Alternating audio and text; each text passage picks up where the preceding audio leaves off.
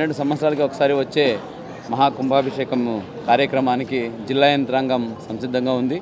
ఎన్టీఆర్ జిల్లా టీమ్ ఎన్టీఆర్ స్పిరిట్తోనే ఏ కార్యక్రమమైనా మనం ముందుకు తీసుకెళ్తున్నాము.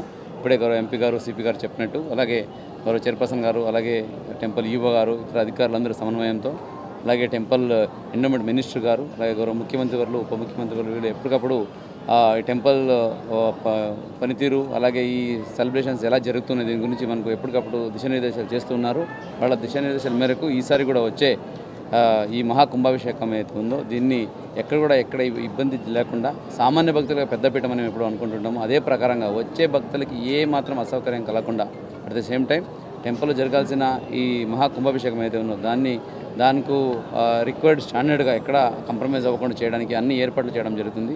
వచ్చే భక్తులకి నా విన్నపం ఒకటే, మీరు ఎంత భక్తిభావంతో వస్తారో అంతే పవిత్రంగా ఈ కార్యక్రమాన్ని ఇక్కడ నిర్వహించడం జరుగుతుంది. దాంట్లో మీరు పాల్గొని ఖచ్చితంగా మీరు ఆ సంతృప్తితో అమ్మవారిని దర్శించుకొని వెనక్కి వెళ్ళొచ్చు.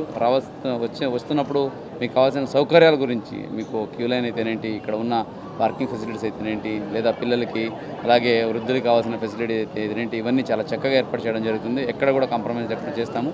లాస్ట్ టైం జరిగిన మన దసరా టైంలో చూసుకుంటే మనకు ఒక్క రోజుకి 2 లక్షల మందిని హ్యాండిల్ చేయగలిగాము. ప్రతి సంవత్సరము పెరుగుతూ ఉంది కాబట్టి ఈసారి రోజుకి 3 లక్షల మందిని కూడా హ్యాండిల్ చేయడానికి జిల్లా యంత్రాంగం సంసిద్ధంగా ఉంది. దీంట్లో ఏమాత్రం డౌట్ పడాల్సిన అవసరం లేదు. దీనికి ప్రభుత్వం నుంచి కూడా ఎప్పటికప్పుడు మనకు కావాల్సిన అన్ని సహకారాలు అందజేస్తున్నారు కాబట్టి, ఎప్పటికప్పుడు మన దిశానిర్దేశాలు వస్తున్నాయి కాబట్టి ఈసారి కూడా కుంభాభిషేకాన్ని ఎక్కడ ఇబ్బంది జరుపుతాము. దానికి మీ అందరి సహకారము, మీ అందరి ద్వారా కూడా ఈ మెసేజ్ ప్రతి ఒక్కరికి భక్తులకి వెళ్ళాలని కోరుకుంటున్నాను.